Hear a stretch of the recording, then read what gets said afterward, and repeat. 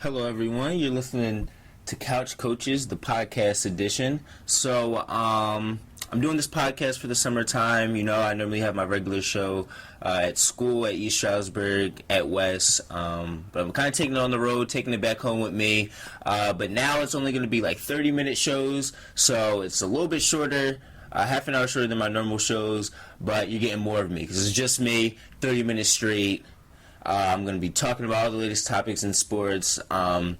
So it's going to be a good time. I hope you guys enjoy it. I hope my listeners from West and any other people who are able to listen can now listen to me for the summertime. And you're not missing out on my takes on all the latest sports news that are going on. So, to start off, we're going to talk about the finals. We got to talk about the finals. The finals are tomorrow. Golden State Warriors, Cavaliers, it's just the talk of the town right now. That's what everybody's talking about. Everybody's Steph Curry, Kevin Durant, LeBron James, who's going to win, Kyrie Irving, Kevin Love. When I look at these two teams and I look at their season, I look at their playoff run and just how they're both playing really good basketball. And we all knew this at the beginning of the season. We all knew that these were the top two teams of the league. We knew that these teams were going to be here. It was just a matter of time. We just basically had to wait for the regular season to be over and wait for them to demolish and beat up on their other opponents in their different divisions and conferences to come out on top. We already knew who the cream of the crop of the East and West was this year. It was the Golden State Warriors and the Cavaliers. So now that they're finally here, they're meeting up for the third time this year. First time, Golden State won. Granted, Kyrie and Kevin Love were hurt. And Golden State still won. And the Cavaliers came back and won from 3-1, down 3-1 last year. So this is the tie-breaking game right now. So both of these teams have a lot of rest. LeBron's the most rest he's ever had, in a finals. And the Warriors, they were a 73-win team last year, added KD this year, lost a few pieces. They did lose a few pieces, and I kind of hate how people talk about, they were a 73-win team last year, and they're the same team this year, they just added Kevin Durant. That's not true. Yes, they were a 73-win team last year, but they lost pieces. Harrison Barnes, Anderson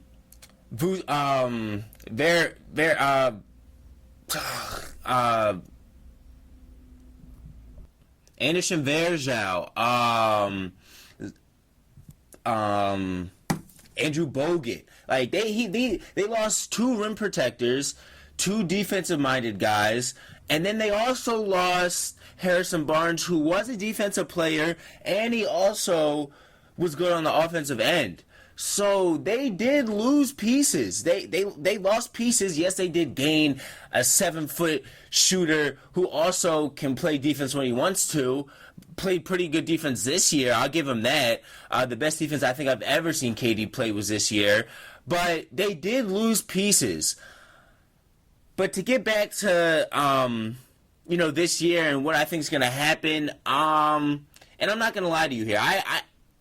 It may sound like a bandwagon pick, and Billy, you're just choosing them because they have all these shooters and they're the hype team now, and everybody wants them to win. That's not even true. Golden State's gonna win this. There's no doubt about it in my mind.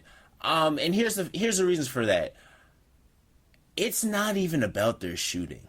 Like, we talk about how great they shoot the ball and all the shooters and their ball movement and how they play so well together.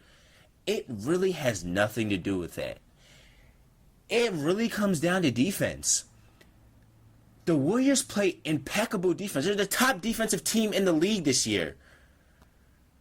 Nobody talks about that. The Warriors were a top defensive team this year, and nobody talks about it. All we talk about is how well they shot the ball and things of that nature. We're not gonna go wrong here. They did shoot the ball really well. That's something that they did do.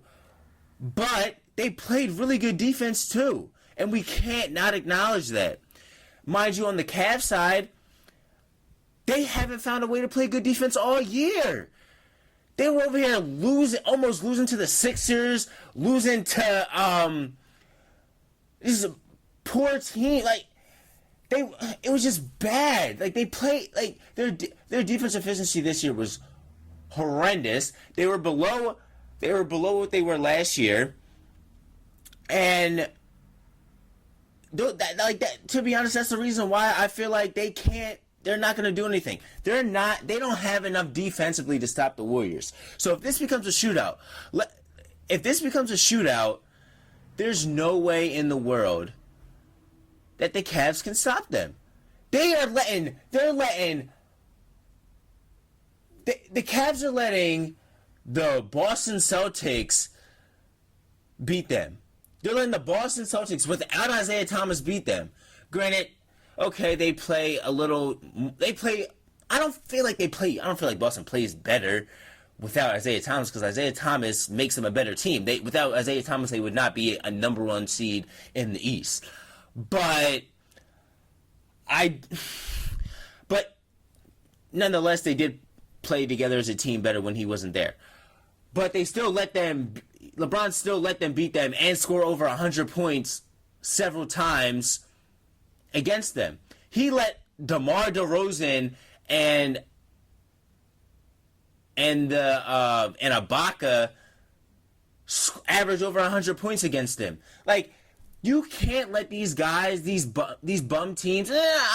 I know they're in the NBA and these guys are all stars. These guys are top tier players, but these guys are they're trash compared to LeBron. Let's just be honest, they are. And he let these trash teams score over 100 points on him. Golden State wasn't letting the Trailblazers score 100 points on them each and every night, averaging 100 points. They played good enough defense to stop them. They blew them out. They did what they needed to do. They finished their business. That's why Golden State's going to win.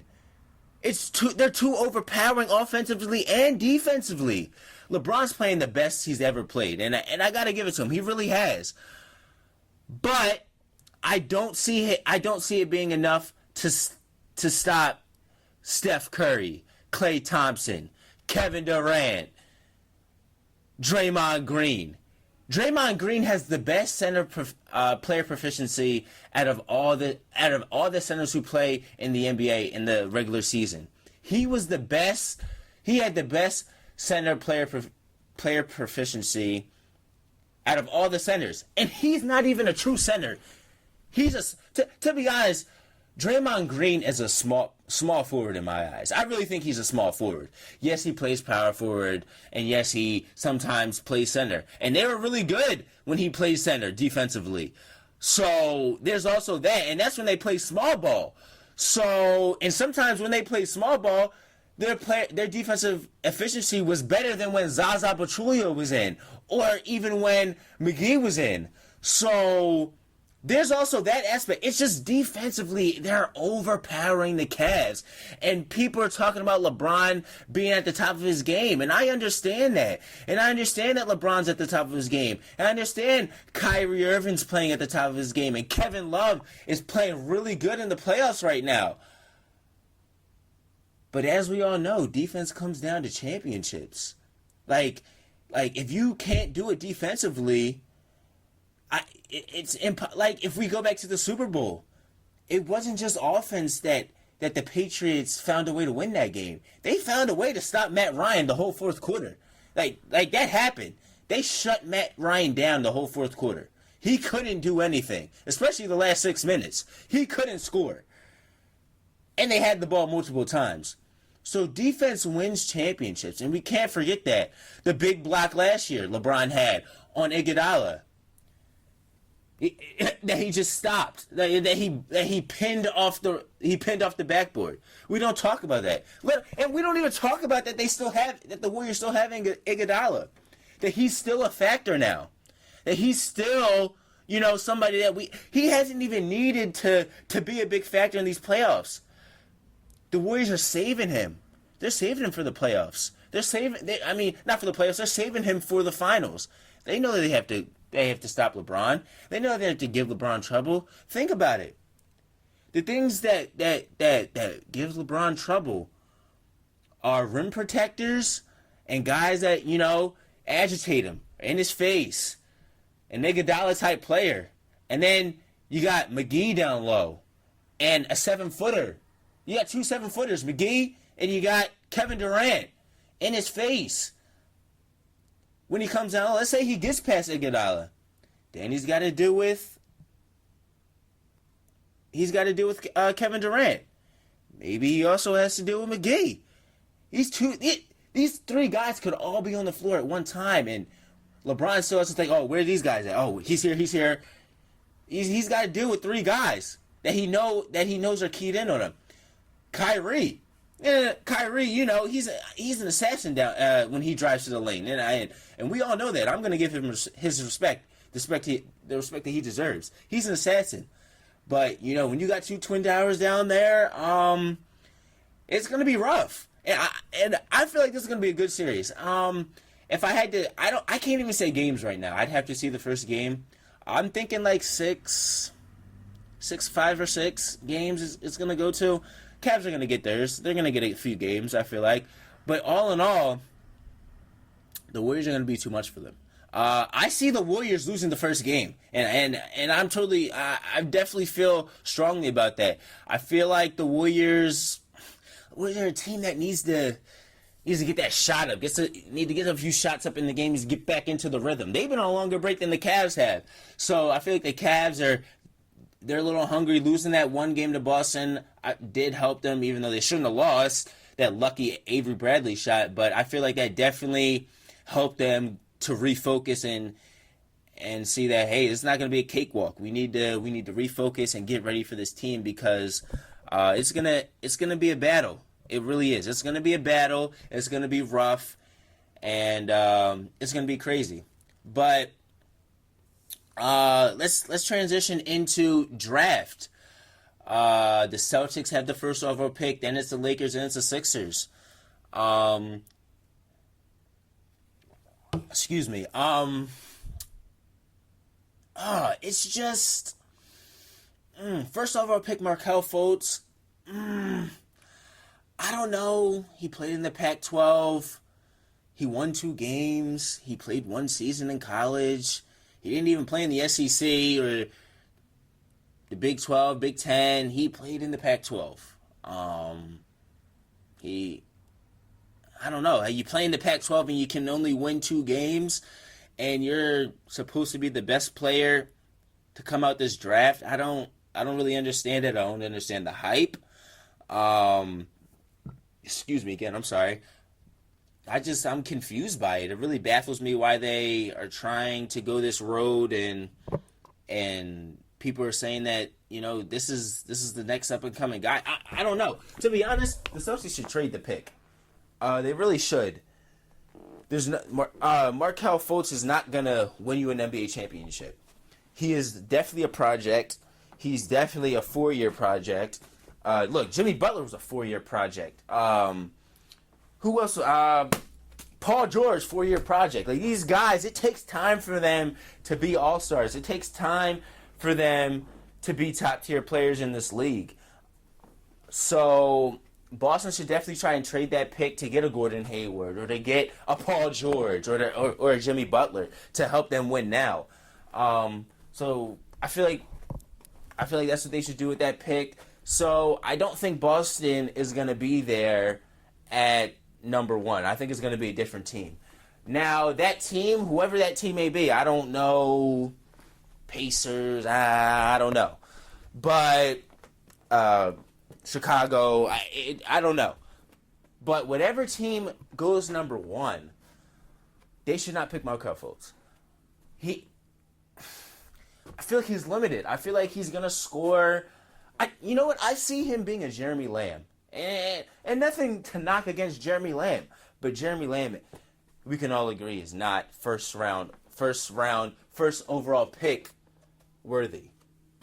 So, if any team whichever team gets that first overall pick from the Celtics, because I highly doubt. Excuse me.